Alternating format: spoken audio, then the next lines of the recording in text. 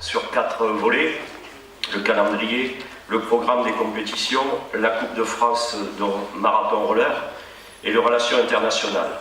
Donc je vais vous faire grâce des modifications que nous avons apportées dans les programmes et les calendriers, mais je vais dire un mot sur la Coupe de France de roller marathon.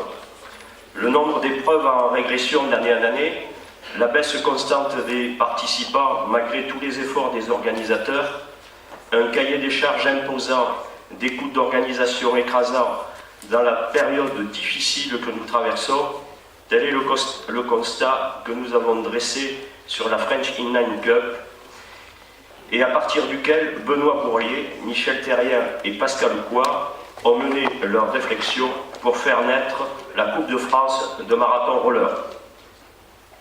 La mutualisation des moyens, notamment en termes de chronométrage, la diminution des charges et le bénévolat forment la base de la Coupe de France. Nous espérons que la première édition, commencée il y a quelques jours à Lille, permettra un nouveau départ pour les courses de longue distance et que dès l'an prochain, nous y travaillons ardemment, le nombre d'étapes soit plus conséquent.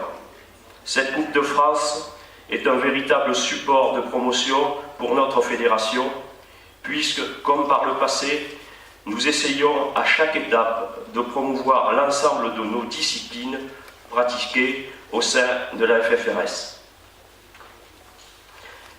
Les relations internationales.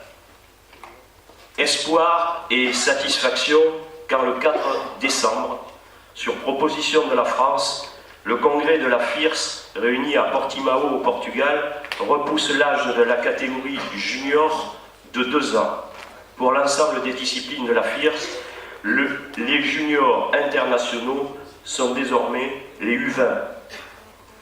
La tranche d'âge des 18-19 ans était complètement abandonnée à la course.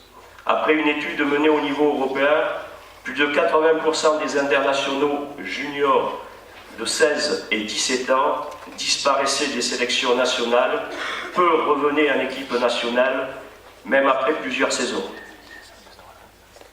Je vous ferai grâce des difficultés que nous avons, mais elles sont récurrentes avec le CEC. Je terminerai sur les relations internationales avec la sortie du nouveau règlement du CIC qui sera mis en application à partir du 1er avril 2011. Cette version complètement revue est en grande partie le fruit du travail d'Hervé Lallemand, qui avait proposé son aide aux membres du CIC qui avaient des difficultés à régler ce problème-là. Sur les compétitions, comme chaque année, je souhaite remercier les organisateurs des différents championnats nationaux, Dinan et Bouguenais pour les championnats indoor qui prennent de plus en plus d'importance dans la saison hivernale, Lyon pour son championnat de marathon, Mouilleron-le-Captif pour les championnats de France route, Saint-Brieuc pour les championnats de France piste et Gujan-Mestras pour les championnats de France espoir, catégorie poussin, benjamin et minime. Je tiens également à remercier les organisateurs des FIC de Rennes, de Dijon, mais aussi des Herbiers et de Pontarlier, mais les 2 premiers cités, grâce à leur dynamisme, l'aide de la fédération, ont tout simplement, avec un peu de volonté et beaucoup de courage, proposé un direct sur France 3 régional des marathons internationaux. Après une saison d'utilisation, les plus réticents se sont ralliés à l'impérieuse nécessité des transpondeurs dans toutes nos compétitions. Le système a parfaitement fonctionné dans tous les cas de course.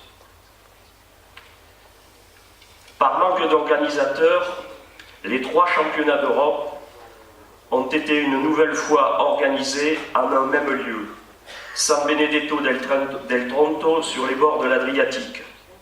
Nos minimes sont arrivés avec plus de repères que l'année précédente et ont obtenu de bons résultats sur piste avec 2 titres, le relais garçon et le relais filles, 3 médailles d'argent, Benoît Soriano, Yacine Baroudi et Raphaël Planel, et 3 médailles de bronze, Jessie Fernandez, Raphaël Planel et Sébastien Barieux. Les épreuves sur route ont été plus difficiles. Une seule médaille d'argent est venue concrétiser les efforts de l'équipe de France, c'est la médaille d'argent de Raphaël Planel. Chez les juniors, Pierre-Yves Pérédi se distingue en remportant l'élimination. 3 médailles d'argent d'Arène de Souza, Benjamin Pierre-Jean et le relais garçon, et 3 médailles de bronze, toujours d'Arène de Souza, toujours notre sprinter Benjamin Pierre-Jean, et Pierre-Yves Pérédi, une nouvelle fois, complète la moisson sur piste. Les épreuves sur route vont permettre aux juniors de meilleures performances, avec 4 titres, d'Arène de Souza sur 200 mètres, Tommy Lépine sur l'élimination, Marie Poidevin sur l'élimination et le relais garçon. A noter que la victoire de Marie Poidevin est un encouragement pour le comité national, les entraîneurs et tout le monde de la course, parce qu'il faut remonter à 8 ans pour trouver une Française au plus haut, sur la plus haute marche d'un podium européen en fond. Le relais des filles se classe 2e et 3 médailles de bronze, Aurélien Roumagnac, Benjamin Pierre-Jean et Marie Poidevin concluent les épreuves juniors. De bonnes perspectives donc pour le mondial colombien dans cette catégorie.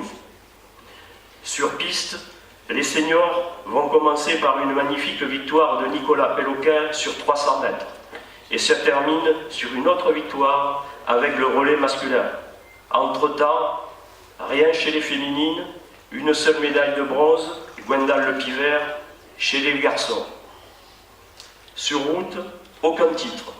2 médailles d'argent, Ryan Lépine et le relais homme, et 2 médailles de bronze, Ewen Fernandez et Julien Sorisseau, terminent une piètre prestation de certains patineurs qui ont du mal à passer du niveau national au niveau international. Une fois encore, le site du mondial sera connu tardivement. Initialement prévu au Venezuela, des problèmes économiques vont faire reculer les organisateurs. Seule la Colombie sera capable de répondre aux sollicitations du CIC.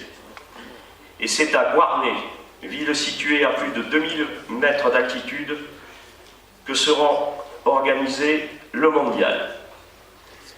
Les championnats ont vu la domination sans partage du pays hôte, la Colombie. Les juniors garçons ont été les plus performants de notre délégation. Un titre pour Tommy Lépine sur la course à points sur route. 2 médailles d'argent et une médaille de bronze pour le sprinter Benjamin Pierre-Jean et une médaille d'argent pour Aurélien Roumagnac dans l'épreuve élimination route dont l'arrivée a fait le buzz sur Internet et sur toutes les télévisions mondiales. Si vous l'avez vu, c'est le fameux Colombien qui lève les bras en passant la ligne et qui est passé par un Coréen dans les derniers 30 cm.